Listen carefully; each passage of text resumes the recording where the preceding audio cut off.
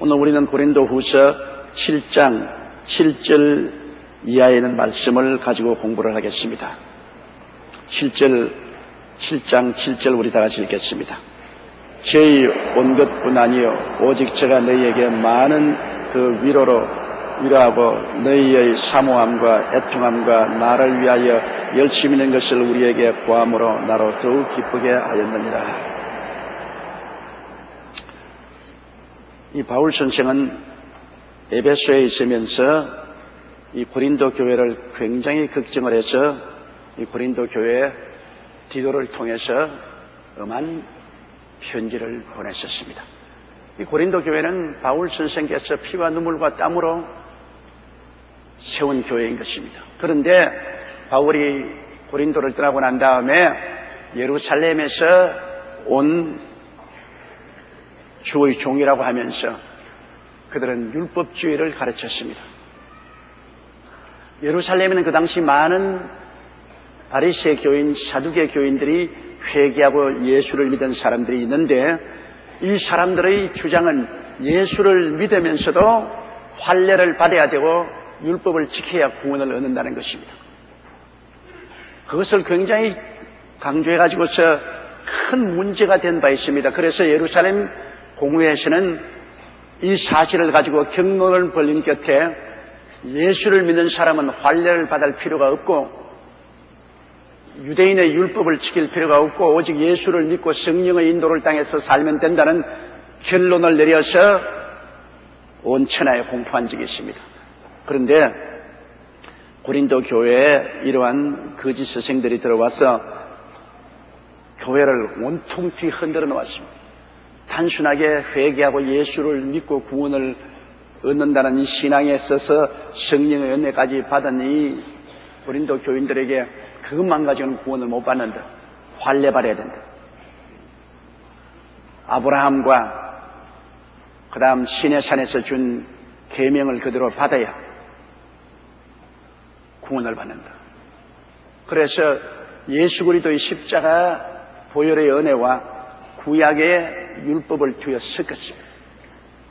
그러니까 고린도에 있는 교인들이 그냥 혼란이 끼쳤죠. 우린 예수 믿고 구원받는 줄 알았는데 환례를 받아야 된다고 또 율법을 다 지켜야 된다니 큰일 났구나. 그리고 바울 선생은 그러면 참된 주의 종이 아니구나. 거짓 선생 아니냐. 이런 여러 가지 혼돈. 거기에다가 고린도 교회는 여러 가지 도덕적인 문제, 교인 간의 관계 문제, 예배 문제, 복잡한 문제들이 많았습니다. 그래서 바울 선생이 굉장히 노해가지고서 그들에게 편지를 보냈는데 편지를 보내고 난 다음에도 굉장히 마음이 안타깝고 괴로워했었습니다. 그런데 에바브로 디도가 그 편지를 고린도에 갔다가 전하고 난 다음 고린도 교인들이 그 편지를 받고 읽고 난 다음 애통하고 회개하고 자복하고 그들의 잘못을 다 털고 다시 바울 선생을 사모하고 바울이 전한 복음의 중심에 서게 되었다는 기쁜 소식을 가지고 왔습니다. 바울이 굉장히 위로를 받았습니다. 바울은 에베소에서 복음을 전가하다가 고통도 많이 당하고 일시적으로 감옥에도 갇혀 있었습니다. 그러한 고통 가운데 있었는데 얼마나 큰 위로인지요. 바깥에서는 환난이요 안에서는 괴로움이요. 그런 가운데 있는 바울에게 이런 시원하고 기쁜 소식이 왔으니 얼마나 마음이 좋겠습니까? 그러므로 저희 온 것은 디도가 바울 선생에게 즐거운 소식을 가져온 것은 온 것뿐 아니요 오직 또 저희가 너희에게 받은 그 위로하고 너희 사모함과 애통함과 나를 위하여 열심히 있는 것을 우리에게 구함으로 나를 더욱 기쁘게 했다. 디도가 가니까 고린도 교인들이 디도를 너무나 뜨겁게 환영을 했습니다.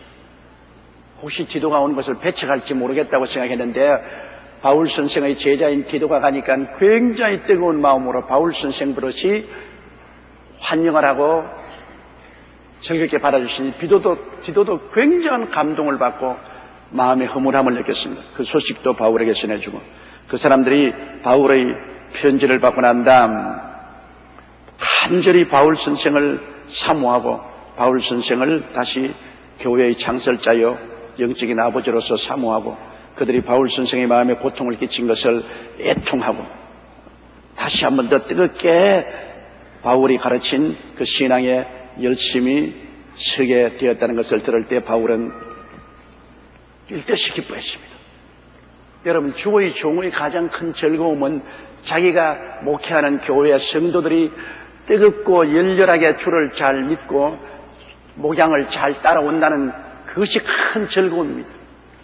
그러나 교회 목회가 잘못되어 가지고서 교회가 분열되고 교인들이 흩어지고 교인 가운데 서로 투쟁이 있고 논쟁이 있고 죄가 들어오고 마귀의 역사가 일어나면 그것은 주의 종에게는 치명적인 타격인 것입니다. 바울 선생은 더구나 고린도 교회를 참으로 사랑하고 눈물로 그 교회를 세운 교회인데 얼마나 좋은 교회인데, 아가야 지방에서는 으뜸되는 교회인데 그 교회에 마귀가 들어오고 거짓 선생이 들어와서 혼란을 끼치다니 그 마음의 고통이 말로 다 할 수 없죠. 그러나 그가 엄한 편지를 디도를 통해서 보냈는데 그 편지를 받고 고린도 교인들이 회개했다는 것입니다. 사람이 잘못한 것이 문제가 아니라 회개하지 아니한 것이 문제입니다. 사람은 언제나 잘못해요. 죄를 짓지 않은 의인은 한 사람도 없습니다. 이 세상에 의인은 없나니 하나도 없습니다. 우리는 서로 정죄하지만은 정죄하는 사람이나 정죄받는 사람이나 하나님 앞에 서서 보면 똑같은 죄인입니다. 죄 안 짓는 사람 없죠. 그러나 회개하는 사람과 회개하지 않은 사람과 차이는 있습니다. 이스라엘의 첫째 왕 사울은 죄를 지었어요.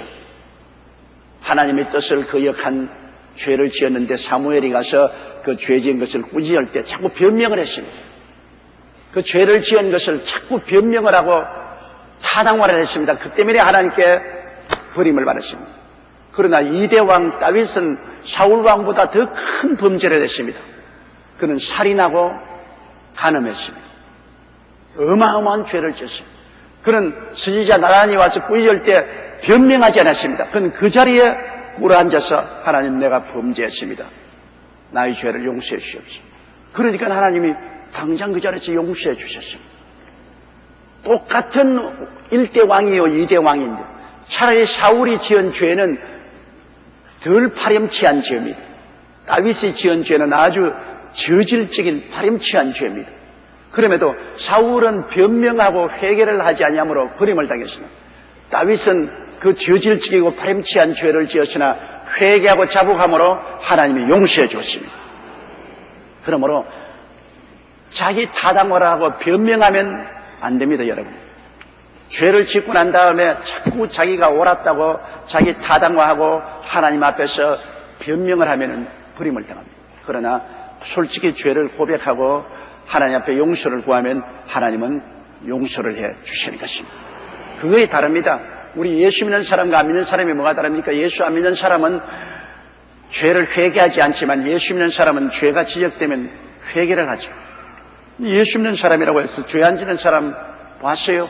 이 세상에 살면은 끊임없는 유혹이 다가옵니다. 예수 믿는 사람도 당장 날개가 나서 천사가 된 사람이 아니기 때문에 그 마음속에 육신의 정욕, 안목의 정욕, 이 세상 사랑도 살아있고 여러 가지 욕심과 탐심이 있어가지고 참 끌립니다. 이것을 다 깨뜨리고 변화받는 데는 오랜 세월이 걸리죠. 그래서 사람들은 유혹을 받고 넘어집니다. 그러나 성령이 예수 믿는 사람은 꾸짖고 마음에 고통을 갖다 주면 예수 믿는 사람은 회개를 합니다. 통회하고 자복하고 돌아오죠. 그게 다릅니다. 주님께서는 하루에 7번씩 70번 죄 짓고도 내가 잘못했다고 회개하거든 용서해 주라고 그랬습니다. 용서가 없이는 우리가 살아있을 수 없습니다. 우리 매일매일 같이 우리가 기도를 할 수 있고 하나님께 예배 드릴 수 있는 것은 용서해 주시는 하나님이 계시기 때문에 그렇게 할 수 있는 것입니다. 용서를 안 해준다면 우리는 존재할 수 없죠. 여러분, 어린애기 키우는 어머니 보십시오. 어린애기가 대소변 가릴 때가 되면 상당히 그러나 대소변 가릴 때 전에는 얼마나 어머니가 어린애 키우기가 힘듭니까? 똥 싸지요, 오줌 싸지요, 온갖 장난 다 하지요. 그 만일 그때마다 어머니가 용서 안 하고 몽둥이로 때리면 완전히 그냥 오징어가 돼가 죽어버릴 것입니다. 그러나 똥 싸면 똥 다 거두어주고 쓰다듬어주고 씻어주고, 오줌 싸면 기저귀 갈아주고, 잘못하면 꾸짖기는 하지만 그걸 안아주고, 용서와 사랑이 그를 키워서 나중에는 스스로 대소변 갈리고 스스로 행동을 바르게 할 수 있게 되는 것입니다.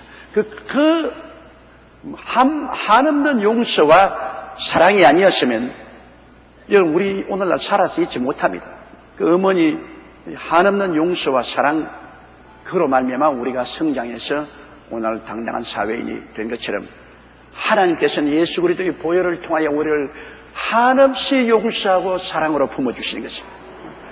한없이 또 용서하고 또 사랑으로 품어주시고, 용서하고 또 사랑으로 품어주시고, 성령으로 우리를 감화 감동시켜서 변화시켜 주시고, 그래서 우리가 신앙에서 점점점 자라서 이제는 똥을 좀 가리게 되고 우리가 올바르게 설 수 있게 되는 것입니다. 그러므로 하나님의 십자가를 통한 한없는 용서와 사랑, 하나님 그리스도를 통해 용서하시고 성령을 통해서 우리를 사랑해 주시는 그 사랑을 우리가 생각하고 한없이 하나님께 감사를 드려야 되는 것입니다. 이런 것 없이는 구원 못 받습니다.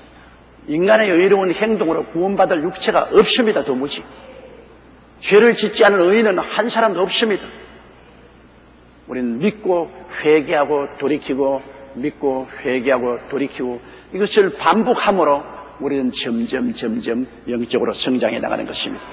그러므로 고린도 교회를 향해서 바울이 너무나 기뻐하고 절구하고 위로를 받는 것은 고린도 교회가 잘못한 것을 인하여 그런 것이 아니라 회개했기 때문에, 고린도 교회가 정말 잘못한 일이 많았지만은 자기가 기도를 통해서 보낸 편지를 받고 통회하고 애통하고 회개하고 다시 원점으로 돌아와서 바울의 가르친 신앙생활로 돌아왔기 때문에 바울이 그렇게 기뻐하고 절구하는 것입니다. 교회라는 것은 원래 마귀가 많은 세상에 분쟁에 휘말리기도 하고 시험에 떨어지기도 하는 것입니다. 그때마다 우리가 하나님 말씀과 성령을 통하여 회개하고 돌이키고 또 새롭게 되고 또 새롭게 되면 하나님이 우리를 기뻐하시고 즐거워하시는 것입니다. 8절요. 그러므로 내가 편지로 너희를 근심하게 한 것을 후회하였으나 지금은 후회하지 아니하면 그 편지가 너희로 잠시만 근심하게 한 줄 알미라. 보십시오. 바울이 디도를 통해서 엄한 편지를 보냈습니다. 그 바울이 보낸 편지가 우리 성경에는 기록되어 있지 않습니다. 그 편지는 잃어버린 편지입니다만 바울이 디도를 통해서 고린도에 보낸 편지는 상당히 엄한 편지를 보낸 것 같습니다. 그래서 그 편지를 보내고 난 다음에 바울이 소식을 듣기는 고린도 교인들이 크게 근심을 하고 상심을 했다. 그를 듣고 바울이 너무 내가 엄한 편지를 쓰지 말 걸 그랬다, 후회를 했다는 것입니다. 여러분, 자식들은 다 부모의 인정을 받기를 원합니다. 다 그래요. 지금 여러분 다 장성했지만은 여러분은 부모에게 칭찬 듣기를 원합니다. 부모가 지금 살아계시면 부모에게 칭찬받고 인정받기를 원합니다. 그건 인간의 본능입니다. 자식들은 아무리 나이가 많아도 부모에게 인정받고 싶어 합니다. 내가 한국 나이로 68이지만은 90살이 넘는 우리 아버지 어머님께 인정받고 싶어 합니다. 우리 아버지 어머님이 나를 인정해주고 칭찬해주면 기분이 좋아요. 그러나 우리 아버지 어머님이 나를 인해서 마음을 언짢아하시면 굉장히 마음이 상처가 오고 부담스럽습니다. 그러므로 여러분이 기르는 자식들은 모두 다 여러분의 인정받기를 원합니다. 여러분은 그거를 무심하게 넘기면 안 됩니다. 자식은 별 도리 없이 그 마음속에 부모님께 인정받고 싶다는 그 마음이 다 있습니다. 이러므로 여러분의 자녀가 좀 잘했을 때는 엄청나게 인정을 해 주십시오. 잘했을 때는 정말 고맙게 생각하고 칭찬을 해주면 용기 100배하고 정말로 사기충천해지는 것입니다. 그러나 자녀가 잘못했을 때는 여러분께서 그냥 아주 쥐어박지 마시고 큰 사랑으로 품어주시면서 좋은 말로 타이르십시오. 자존심을 짓밟아버리면 안 됩니다. 사람이라는 것은 보잘것 없다고 생각하지만 다 자존심이 최후의 보루입니다. 자존심 하나 가지고서 사는 것인데 자녀들의 자존심을 짓밟아버리면 큰 상처를 입게 되는 것입니다. 그러므로 인정을 받는다는 것, 이거 굉장히 좋죠. 그래서 고린도 교인들은 바울 선생이 이렇든 저렇든 영적 아버지이기 때문에 영적 아버지에게 인정받기를 원하지요. 자기들은 개망나니 같이 잘못해도 역시 바울 선생에게 인정받고 싶어하는데 바울 선생에게 엄중한 편지를 받았으니 그들이 굉장히 심적 타격을 받고 근심을 했습니다. 그 바울 선생이 고린도 교인들이 그 편지를 받고 굉장히 근심하고 있다는 말을 듣고 난 다음에 편지 쓴 것을 후회했습니다. 내가 그렇게 엄중한 편지를 쓰지 말 걸 그랬다고 바울이 한동안 마음속에 후회를 한 것입니다.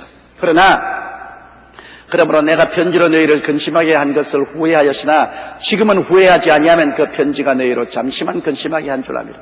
지금은 기도의 소식을 듣고 보니까 이제는 후회하지 않아요. 내가 엄중한 편지를 해서 너희가 잠시 동안 후회를 했지만은 근심했지만은 그것이 너로 하여금 크게 변화를 가져온 동기가 되었기 때문에 이제는 그 편지한 것을 후회하지 않아요. 디도가 그 소식을 가져오기 전에는 바울 선생이 후회했습니다.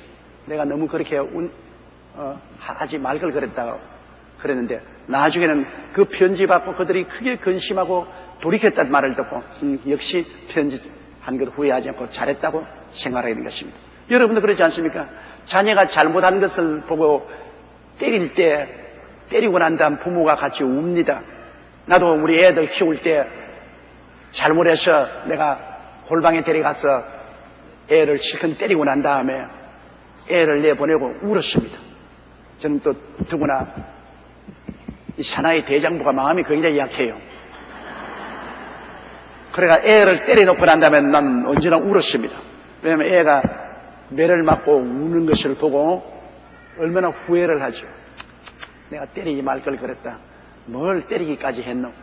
굉장히 마음에 후회스러웠으나 나중에 얻어맞고 난 다음에 애가 완전히 비틀어진 줄 알았는데 나가보니까 또 다 없어버리고 없었는데 씻어버리고 오히려 그로 말미암아 변화받은 것을 보고 역시 잘 때렸구나.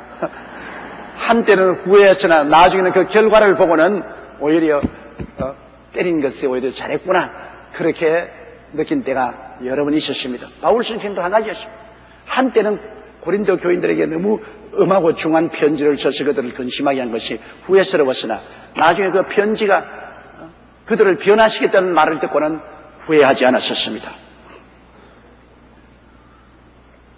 9절요.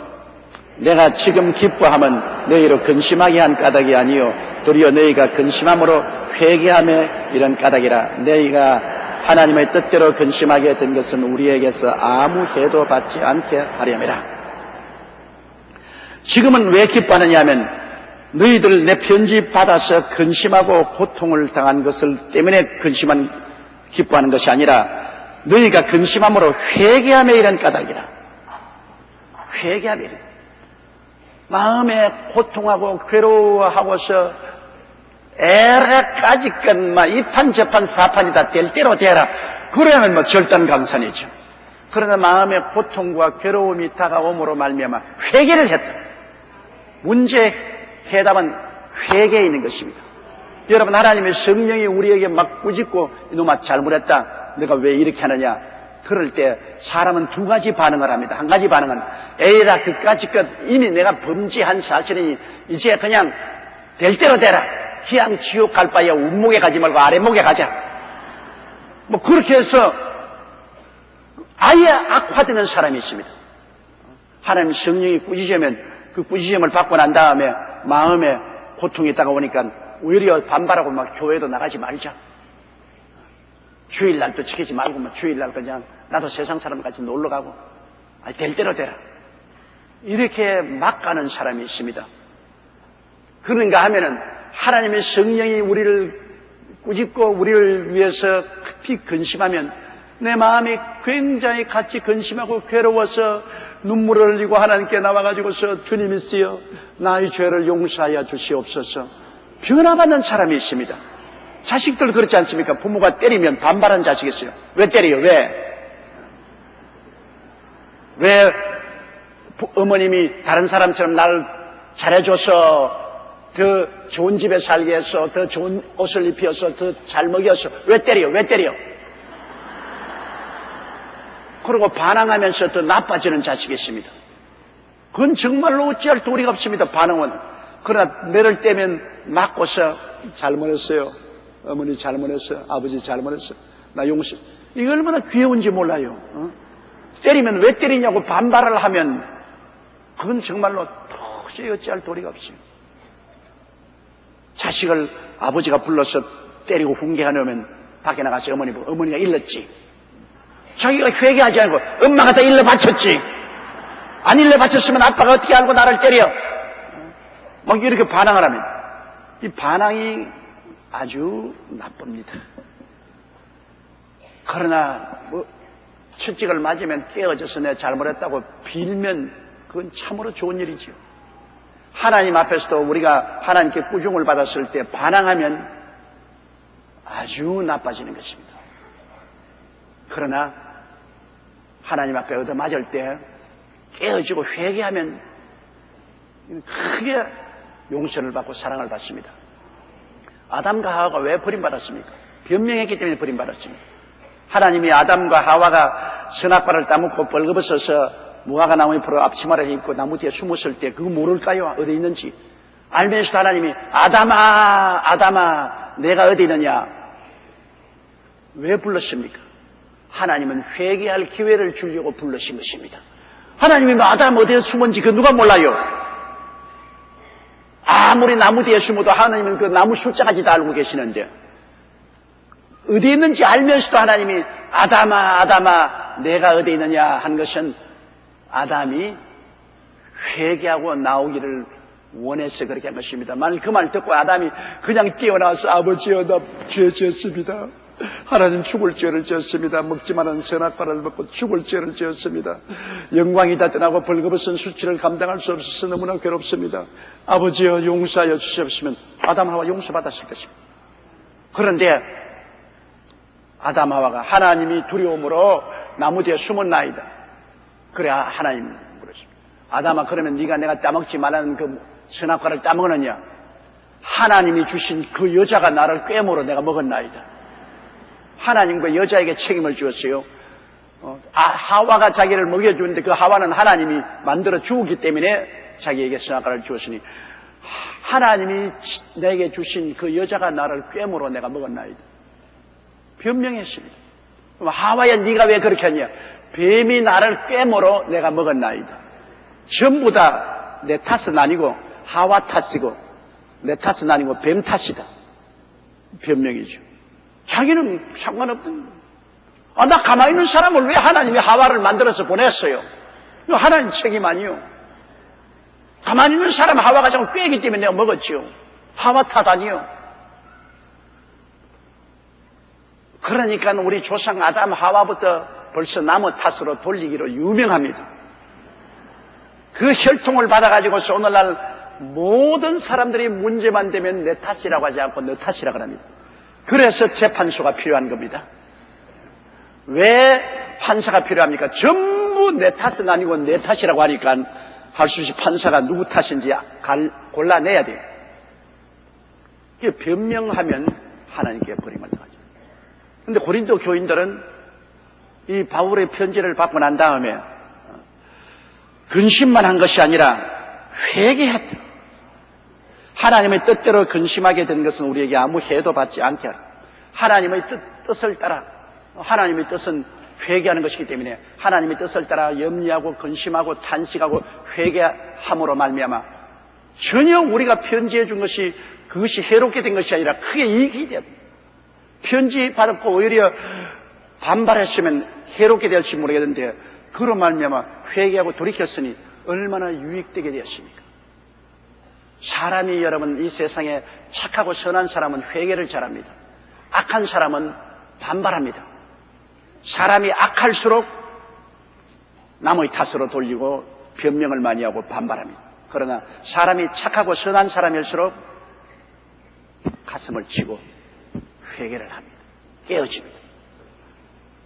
하늘나라는 안 깨어지면 못 써요. 그릇은 깨어진 그릇 못 쓰지만은 하늘나라에서는 안 깨어진 사람 못 씁니다. 깨어진 사람은 회개하게 돼요. 그래서 가만히 설교도 보면은 나쁜 짓 하고 마음이 완악한 사람 회개하라고 그 사람 보고 설교를 막 강의했는데 회개 누가 하냐? 마음이 착하고 좋은 사람이 뭔지 회개를 하기 시작해요. 자기 보고도 말 안 했는데도 가슴을 아파하고 눈물을 흘리고 회개를 하고 오히려 완악한 사람은 말을 하면은 변명하고 반항하지만 착한 사람은 자기 보고도 말 안 했는데도 불구하고 그냥 급시 눈물이 걸성걸성해서 그만 회개하고 자부하는 것입니다. 그런 사람 하나님이 굉장히 사랑합니다. 하나님이 귀하게 여겨요. 이 세상에 마음이 온유한 자는 복이 나니 저희가 땅을 차지하게 돼. 온유한 사람 몸이 회개 잘하는 사람이 온유한 사람인 것입니다. 마음이 완악한 사람은 회개 안 하는 사람이 완악한 사람입니다.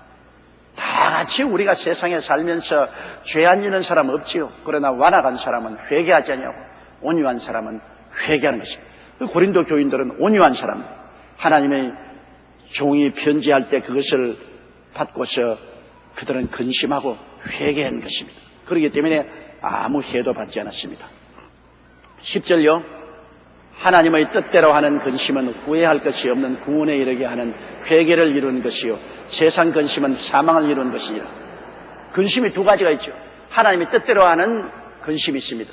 그것은 하나님 말씀을 우리가 받고 우리의 잘못 때문에 우리의 책임 때문에 근심을 하고 마음의 고통을 하고 가슴을 치고 회개하는 것은 이것은 후회할 것이 없는 구원에 이르게 하는 것입니다. 그대로 내버려 두었으면 점점 나빠져서 죄악의 수렁에 빠져 마귀의 밥이 될 수도 있는데도 불구하고 하나님의 말씀을 듣고 난 다음에 내가 잘못했구나, 내가 길을 잘못 들었구나, 마음에 염려하고 근심하고 이를 어찌할고 회개하고 자복하고 돌이킨다. 그 근심은 후회할 것이 없는 회개에 이르게 하고 구원에 이르게 하니 너무나 좋지요. 그러나 세상 근심, 세상의 염려, 근심, 불안, 초조, 절망, 세상 때문에요. 세상의 탐욕 때문에, 세상 인간관계 때문에 세상의 염려, 근심을 하고 그게 찌들어져서 그만 성경도 읽지 아니하고 기도하는 것도 안 하고 주일날 교회도 안 나오고 이것은 사망에 이르게 해요. 그러므로 근심이 두 가지가 있죠. 하나님께로부터 꾸중을 듣고 가슴에 충격을 받고 염려하고 근심하고 자기의 잘못을 염려하고 근심하고 회개하는 사람은 후회할 것이 없는 구원에 이르지만 세상에서 다가오는 염려 근심을 주님께 다 맡기지 아니하고 세상 염려 근심에 찌들리고 눌려서 그만 말씀도 읽지 아니하고 기도도 안 하고 교회도 오지 않고 신앙이 멀어지면 이 사람은 사망에 이르게 되는 것입니다. 그러므로 그 근심이 하나님으로 말미암아 왔던 세상으로 왔던 근심은 전부 주님께 나와서 다 풀어놓는 것이 좋습니다. 수고하고 무거운 짐진 자들은 다 내게로 오라 하지 않습니까? 우리가 잘못해서 하나님께 꾸중을 듣고 근심하는 사람도 죽게 나오고 세상에 살면서 다가온 염려, 근심, 불안, 초조, 절망도 다 주님께로 나와서 다 풀어놓으면 주님이 이 사람도 용서와 의로서 건져주시고 저 사람도 주님께서 염려와 근심을 들어주고 마음의 평안을 주시게 되는 것입니다. 11절요. 보라, 하나님의 뜻대로 하게 한 이 근심이 너희로 얼마나 간절하게 하며 얼마나 변명하게 하며 얼마나 분하게 하며 얼마나 두렵게 하며 얼마나 사모하게 하며 얼마나 열심히 있게 하며 얼마나 벌하게 하였는가. 너희가 저 일에 대하여 일절 너희 자신의 깨끗함을 나타내었느니라. 바울 선생이 막 고린도 교인들 회개한 데에서 너무 좋아가지고서 막 있는 말 다 썼어요. 막 있는 말 없는 말 다 써서 그들을 칭찬하고 있는 것입니다. 보아라. 너희가 하나님 말씀을 바꿔서 하나님의 뜻대로 마음에 크게 충격을 받고 근심했기 때문에 마음이 얼마나 간절하게 통탄하게 느끼고 변명하게 합니다. 변명하게 했다는 것은 내가 잘했다고 변명하는 것이 아니라 내가 이렇게 정말 잘못했으니 내가 회개하고 돌이킨다는 그 변명을 말하는 것입니다. 자기 타당과의 변명이 아니고 자기가 회개하고 돌이킨 변명인 것입니다. 나는 이렇게 해서 다 회개하고 돌이켰다고. 얼마나 간절하게 통분이 느끼고 변명하고 얼마나 분하게 하며 얼마나 하나님 뜻을 거역하고 또 바울 선생을 근심하게 한 것이 원통하고 통탄하고 분하게 하고 두렵게 하며 죄를 지은 것이 얼마나 무서운 길이냐. 이 길로 걸어갔다가는 파멸할 뻔당했다. 얼마나 두렵게 하며 얼마나 사모하게 하며 얼마나 올바르고 정직하고 성실한 신앙을 사모하게 하며 하나님 중심에 선 신앙을 간절히 사모하게 하며 얼마나 열심히 있게 하며 옛날보다 더 뜨겁게 열심히 있게 주님을 사모하게 만들고 얼마나 벌하게 했는가. 얼마나 자기를 자책하고 잘못을 회개하고 자기에게 엄중하게 벌했는가. 너희가 저 일에 대하여 일절 너희 자신의 깨끗함을 나타내느니라. 그러므로 저 일이란 무슨 일이겠습니까? 고린도 교회의 여러 가지 나쁜 일입니다. 고린도 교회의 죄라는 것은 어떤 아들이 아버지의 아내를 빼앗았습니다. 그러니까 내가 보기에는 아버지가 전처가 죽고 후처를 취했는데 전처의 아들이 아버지의 후처를 빼앗아 버렸어요. 그냥 아주 개망난이죠. 세상에도 없는 죄가 교회 가운데 있어요. 아들이 아버지의 아내를 빼앗았다.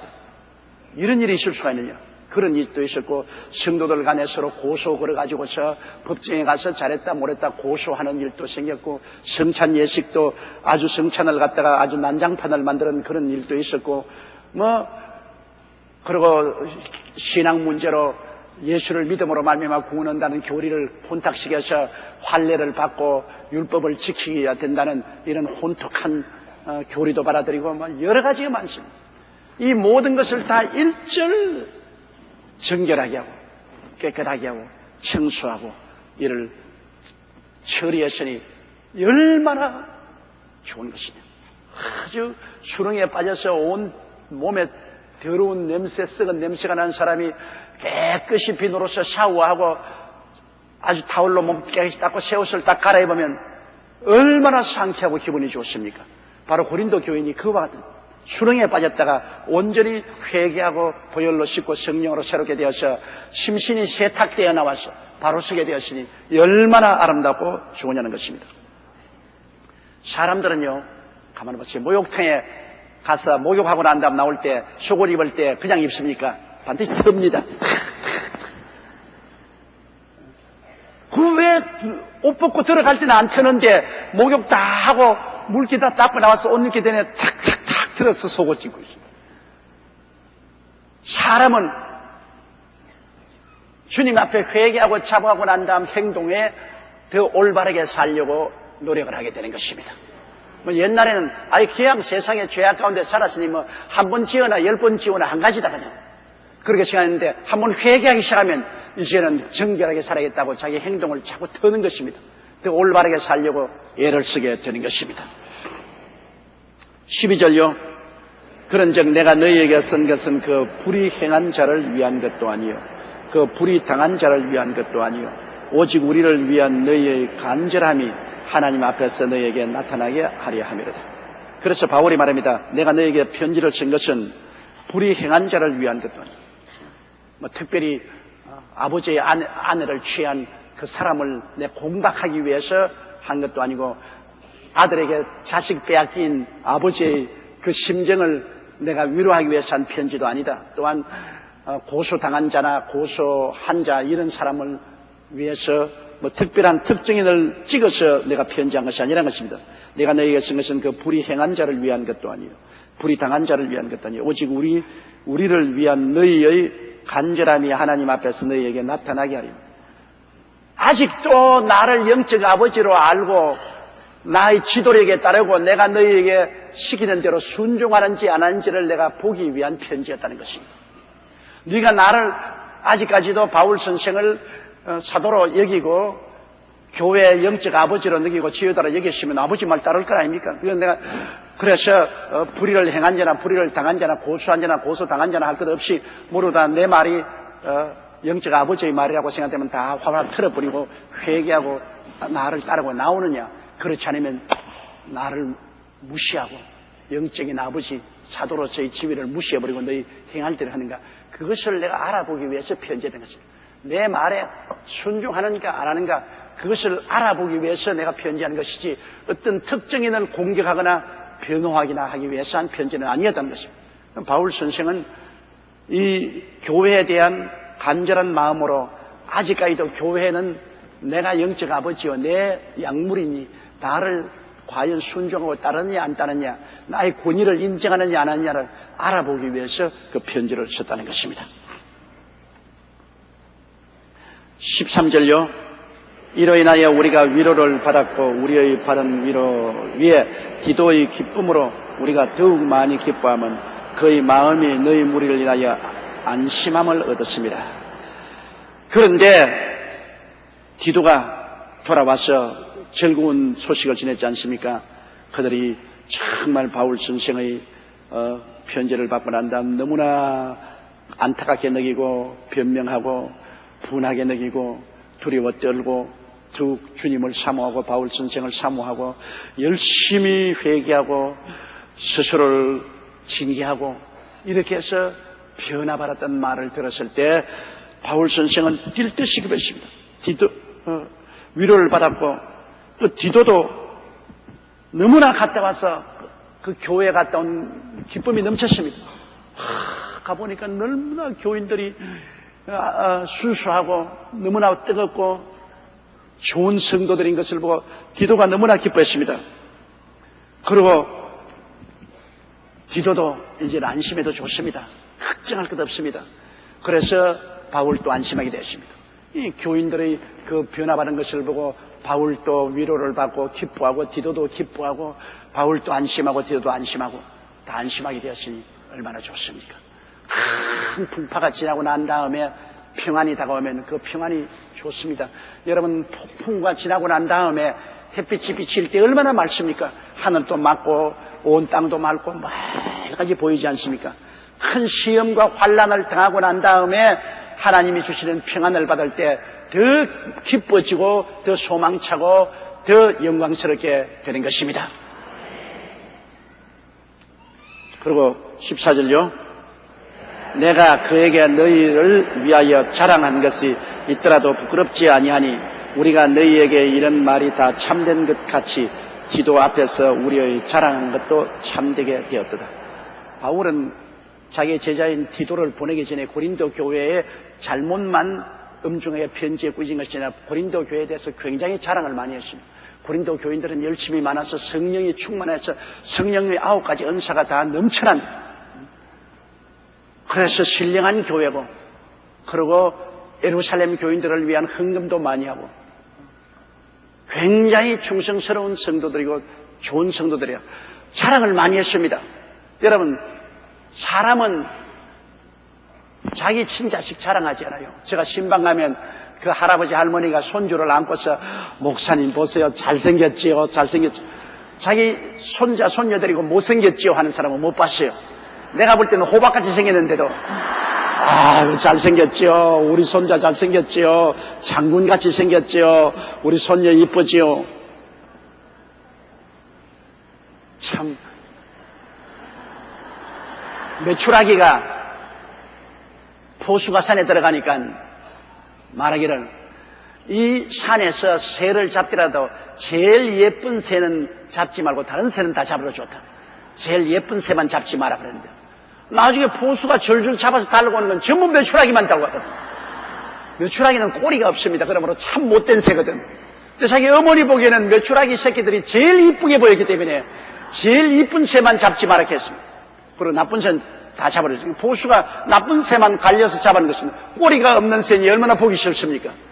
그래서 잡으니까 메추라기 엄마가 포수를 보고서 통곡을 울면서 네네 내가 부탁을 해서 이쁜 새는 잡지 말고 나쁜 새만 잡아라 그랬는데 이쁜 새만 골라서 잡았다고. 왜? 메추라기 자기 새끼들이 다 이쁘게 보이거든요. 그냥 부모들이 자식들을 볼 때 못난 점은 자꾸 덮어버리고 잘난 점만 보려고 애를 쓰지 않아요. 이 교회도 한 가지인 것입니다. 바울 선생은 고린도 교회에 결점이 많고 흠점이 많음에도 불구하고 좋은 점만 자꾸 보려고 애를 쓰고 흠점은 감추었습니다. 그리고 디도에게 고린도 교회에 자랑을 많이 했는데 디도가 갔다 와서는 보고 과연 사도 바울께서 자랑한 것이 참말이더라. 여러 가지 흠점도 많지만 흠점보다 장점이 훨씬 많더라. 그래서 바울이 그냥 어깨가 으쓱해졌습니다. 그거 봐라, 내가 자랑하는 그대로 아니더냐? 그 사람들 내가 자랑하는 그거 꼭 다르지 않지 않냐? 바울도 자부심이 생겼고 디도에게 자랑하는 것이 거짓말이 되지 않았고 디도도 정말로 고린도 교인을 보고 기뻐했으니 바울이 정말 고린도 교인 때문에 자기가 명예를 얻었다고 여기에 말하고 있는 것입니다. 15절요. 제가 너희 모든 사람들이 두려워하고 떨므로 자기를 영접하여 순종한 것을 생각하고 너희를 향하여 그 심정이 더욱 깊었다. 소문 듣기에는 고린도 교인들이 막 으쌰하고 바울 물러가라. 우리는 바울 이상 따라가지 않는다. 우리는 예수 그리스도의 제자다. 우리는 베드로의 제자다. 또 우리는 바울 제자다. 패가 갈라지고 그래서 분위기가 좋지 아니하니 디도가 하면 배척을 당하고 들어오기 전에 그냥 프라카드 들고 물러가라 이렇게 할 줄로 생각을 하고 갔었습니다. 그랬는데 가보니까 실상은 그렇지 않다는 말입니다. 제가 너희 모든 사람들이 두려워하고 떨므로 자기를 영접, 참으로 하나님의 종으로서 두려워하고 떠는 마음으로 겸비하게 영접해 주었다. 이거 참 놀라운 일 아닙니까? 고린도 교인들은 소문은 그렇게 들었습니다만 실제 가보니까 바울에게서 온 사자로서 디도가 오니까 하나님의 사자가 온 것으로 알고 두렵고 떠는 마음으로 받아들였다. 물론 사랑을 많이 하죠. 사랑함과 동시에 진실한 사랑은 언제나 두렵고 떨림으로 받아들이는 것입니다. 두렵고 떨림으로 자기를 영접하고 그 다음 가르친 말을 다 순종하고 착하게 회개하고 변화된 것을 생각하고 디도는 고린도 교회를 굉장히 기뻐하고 사랑했습니다. 바울이 시키면 내가 고린도에 목사로 갔으면 좋겠다. 너무나 좋은 사람들이 이렇게 할 정도로 심정이 깊어졌다. 고린도 교회를 깊이 사랑하게 됐다. 너무나 좋은 착한 성도들이 모였더라고. 그렇게 칭찬을 하게 된 것입니다. 여러분, 어느 교회든지 교회 성도들이 하나님의 말씀을 듣고 떨고 순종하고 착하게 예수를 믿는 교회는 얼마나 아름답고 좋은 교회인지 몰라요. 그런 교회를 목회하는 교회 목사는 굉장히 복이 많은 사람입니다. 그러나 굉장히 교회도 그렇지 않은 교회가 있습니다. 하나님 말씀에 떨고 두려워하고 순종하지 않고 반항하고 반역하고 그리고 당을 만들고 수근수근하고 이러한 곳에서 목회한다는 것은 굉장히 가시밭길을 걸어가는 것입니다. 어려운 것입니다. 16절요. 내가 너희를 인하여 범사에 담대한 거로 기뻐하노라. 그러니까 이제 바울 선생이 담대해졌죠. 내 사랑하는 자식들 내 말을 듣고 떨고 순종하고 잘하니까 이제는 마음에 두려움 없이 담대합니다. 이제는 자랑도 담대하고 그가 편지 쓸 때도 이제는 고린도 교인들에게 담대하게 쓸 수 있고 그 말을 들어줄 줄 아니까 굉장히 마음 튼튼하고 담대하게 목회할 수 있습니다. 저는 우리 여의도 순복음교회 성도 여러분에게 설교할 때 내가 마음이 굉장히 담대한 것은 우리 성도 여러분께서 하나님 말씀을 듣고 떨고 경외하고 순종하기 때문에 두려움 없이 하죠. 내가 이 설교하면 저 장로 삐끼겠지, 이 설교하면 저 권사 삐끼겠지, 저 구역장들 삐껴나가겠지, 저 조장들 반항하겠지. 그렇게 해서 두려워하는 마음이 있으면 마음대로 설교를 못하지 않습니까? 성령님이 주신 말씀을 마음대로 못하고서 아부하는 말을 하면 그건 진짜 설교가 안 되죠. 담대함을 잃어버린 것입니다. 두렵죠. 그리고 신앙 상담으로 누가 만났다면 간이 철렁 내려앉고 또 와가지고서 뭘 물고 달아드는지 모르겠다. 마음이 철렁 가슴에 들어앉고 하면 담대하게 목회할 수가 없죠. 그러나 우리 교회는 그렇지 않습니다. 우리 교회는 누구든지 하나님 말씀을 들으면 하나님 말씀으로 듣고 잘못한 것은 회개하고 통회하고 돌이키고 새롭게 되고 순종하고 열심하니 어떻게 우리 여의도 순복음교회 목회를 담대하게 할 수가 없겠습니까? 담대하게 할 수 있죠. 담대하게 결정도 내리고 담대하게 인도도 하고 담대하게 꾸짖기도 하고 칭찬도 하고 축복도 할 수 있는 것은 우리 성도들이 하나님의 말씀을 듣고 경외하고 순종하기 때문인 것입니다.